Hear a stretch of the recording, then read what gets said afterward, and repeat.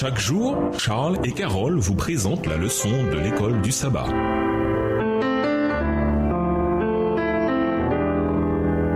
Bienvenue à votre émission. Dieu nous parle. Nous voilà leçon de jeudi, le grand cri. Lisons Apocalypse 18, les versets 1 à 4, Habacuc 2, verset 14 et Matthieu 24, verset 14. D'après ces versets, comment l'œuvre de Dieu sur la terre s'achèvera-t-elle? Apocalypse 18, les versets 1 à 4. Après cela, je vis descendre du ciel un autre ange qui avait une grande autorité, et la terre fut éclairée de sa gloire. Il cria d'une voix forte, disant, « Elle est tombée, Babylone la grande. Elle est devenue une habitation de démons, un repère de tout esprit impur, un repère de tout oiseau impur et odieux, parce que toutes les nations ont bu du vin de la fureur de son impudicité, et que les rois de la terre se sont livrés avec elle à l'impudicité, et que les marchands de la terre se sont enrichis par la puissance de son luxe. Et j'entendis du ciel une autre voix qui disait, « Sortez du milieu d'elle, mon peuple, afin que vous ne participiez point à ses péchés et que vous n'ayez point de part à ses fléaux. » Habacuc 2, verset 14. Car la terre sera remplie de la connaissance de la gloire de l'Éternel, comme le fond de la mer par les eaux qui le couvrent. Matthieu 24, le verset 14. Cette bonne nouvelle du royaume sera prêchée dans le monde entier pour servir de témoignage à toutes les nations. Alors viendra la fin. L'ange qui annonce la chute de Babylone a une grande autorité, version Colombe. Comme les anges d'Apocalypse 14, cet ange représente des messagers humains. Cet ange révèle la gloire de Dieu de manière tellement parfaite que la terre entière en est illuminée. En grec, le mot traduit par autorité ou pouvoir dans le Nouveau Testament est exousia. Il renvoie souvent au triomphe de Christ sur les principats et les puissances de l'enfer. Jésus emploie ce terme dans l'évangile de Matthieu quand il envoie ses disciples.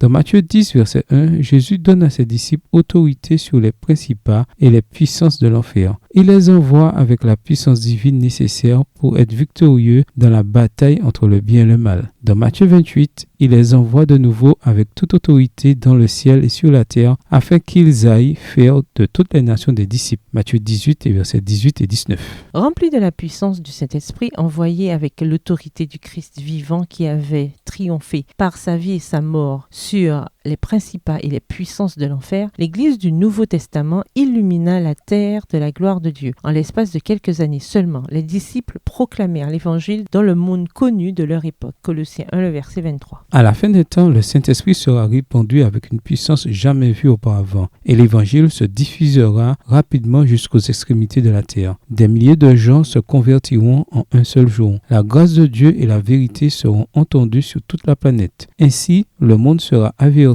et l'Évangile avec l'espérance qu'il offre sera proclamé dans le monde entier. Les serviteurs de Dieu, le visage illuminé et rayonnant d'une sainte consécration, iront de lieu en lieu proclamer le message céleste. Des milliers de voix le feront retentir dans toutes les parties du monde. Les malades seront guéris. Des miracles et des prodiges accompagneront les croyants. Texte tiré du livre La tragédie des siècles, au chapitre 38 à la page 538, livre écrit par Ellen G. White. Pourquoi la puissante effusion du Saint-Esprit, l'appui de l'arrière-saison et le grand cri n'ont-ils pas encore eu lieu? Aussi petit soit-il sur le plan individuel, quel rôle pouvons-nous remplir en étant ouverts et réceptifs à l'effusion du Saint-Esprit? Au revoir. Et à demain si Dieu veut.